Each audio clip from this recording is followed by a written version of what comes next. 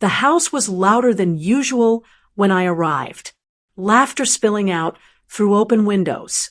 Music already turned down low, like the night was winding toward its ending instead of beginning. I checked the time on my phone twice. I wasn't late. I had rushed straight from work, skipped changing, skipped eating, because it was my dad's 55th birthday. A number he'd mentioned all month like it mattered. Like family mattered. When I stepped inside, the smell hit me first. Roast meat, cake, melted candles. Then I saw the table. Empty plates stacked neatly. Glasses pushed aside. Crumbs wiped clean. The kind of clean that only happens after people are done enjoying themselves. Everyone was still there. Sitting. Relaxed. Full. My sister glanced up first. Her eyes flicked to the clock, then back to me, already amused. "Oh," she said. "You're here." My mother didn't get up. She smiled politely, like I'd interrupted something. "We thought you weren't coming." "I texted," I said. My voice sounded smaller than I wanted. Dad finally looked at me. His cheeks were flushed from wine. He nodded once, like I was a coworker who had stopped by unannounced. "We already ate," he said. Not apologetic, just factual. Someone laughed.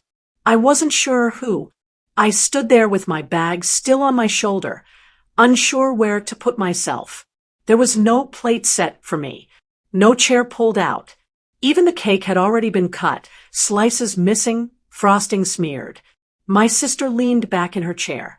"You can grab something later," she said. "We didn't think you'd mind." Didn't think I'd mind. That phrase landed harder than hunger. I scanned their faces. No one looked uncomfortable. No one realized this wasn't normal. This wasn't an accident. This was routine. Years of showing up last. Years of being optional. Dad raised his glass again. "Anyway," he said, turning away from me, as I was saying earlier, when I wasn't there. I slowly set my bag down by the wall. My stomach tightened, but not from hunger, from something older, something familiar. I hadn't missed dinner. They had finished without me. And standing there, watching them move on so easily, I realized this night wasn't about food.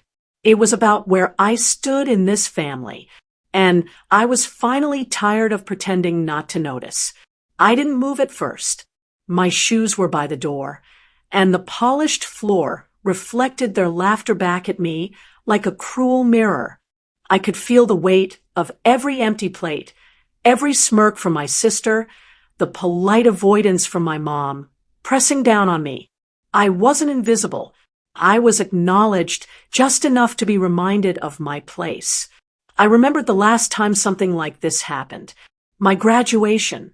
They celebrated with distant smiles while I watched from the corner, my gift unopened, my achievements whispered about behind my back.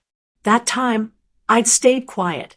I had walked out with my diploma, hugged by no one, ignored by all. I had told myself it didn't matter. I told myself it was me overreacting. Now, years later, I felt the same old sting but stronger. Anger mixed with resolve. I looked at the table, the half-empty wine glasses, the crumbs of bread, the laughter bouncing off the walls. They were comfortable.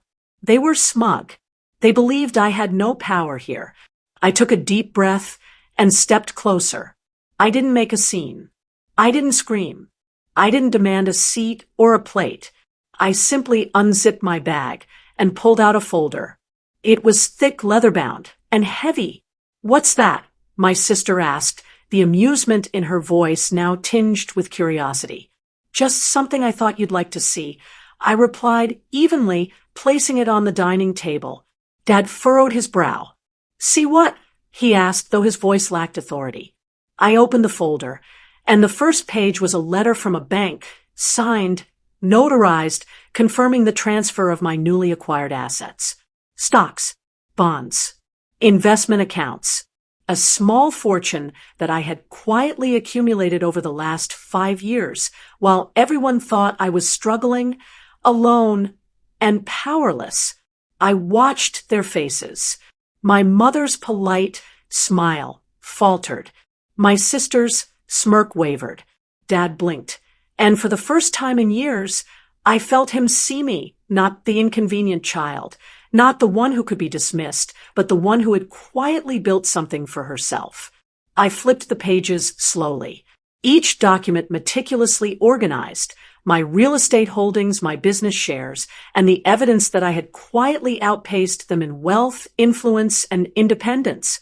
"You've been eating my crumbs for years," I said softly, but with enough edge to cut through the air. "Now, I suppose you're curious what it's like when I set the table." Silence. Real, heavy silence. The kind that presses into your chest and makes every laugh, every snide comment from the past feel like it's being rewritten in real time. My sister's voice trembled. This can't be real." "It's very real," I said, "and I've waited patiently while you made me small, while you erased me from celebrations, from events, from acknowledgement. I let you finish dinner without me because I was saving my place at the real table, my own life." Mom reached out as if to touch the folder, but I held it back. "Don't," I said firmly. "No more crumbs. No more shadows. This is my life, my achievements, my recognition. And yes, I know what it's like to be ignored, but I also know how to turn silence into power." Dad's hand shook as he lifted a wine glass, but it wasn't to toast. It was hesitation. He realized he had underestimated me for decades. My sister's eyes were wide. Her usual arrogance melted away, leaving something raw: fear, envy, disbelief. I closed the folder. Slowly, deliberately. I didn't raise my voice. I didn't demand apologies.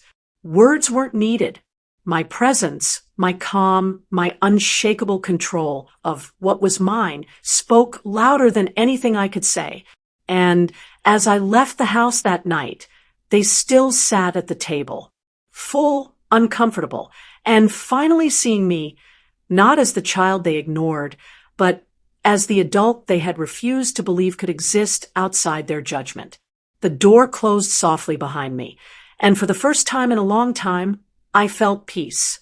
Not because I had proved anything to them, not because they were shocked or humbled, but because I had finally stopped waiting for their approval. I had taken my life into my own hands, and it was far more satisfying than any seat at their table could ever be. And somewhere deep inside, I smiled, because for once they were the ones left waiting, while I moved forward unbothered, unstoppable, and completely free. I didn't yell. I didn't beg. I simply placed the folder on the table. Bank statements, property deeds, investment accounts, all proving what I had built quietly over the years while they assumed I was struggling. Their laughter froze. My mother's polite smile faltered. My sister's smirk disappeared. Dad's eyes widened, the authority he'd always wielded over me suddenly meaningless. "You've been ignoring me for years," I said softly, "but I've been busy building my life. Now I'm here at my own table." No one reached for the folder. No one spoke. The air was thick with disbelief. I didn't need to argue or explain. My calm, my success, my independence said it all. I left the house that night knowing I no longer needed their approval. The table was theirs, but my life, my power, and my peace were mine.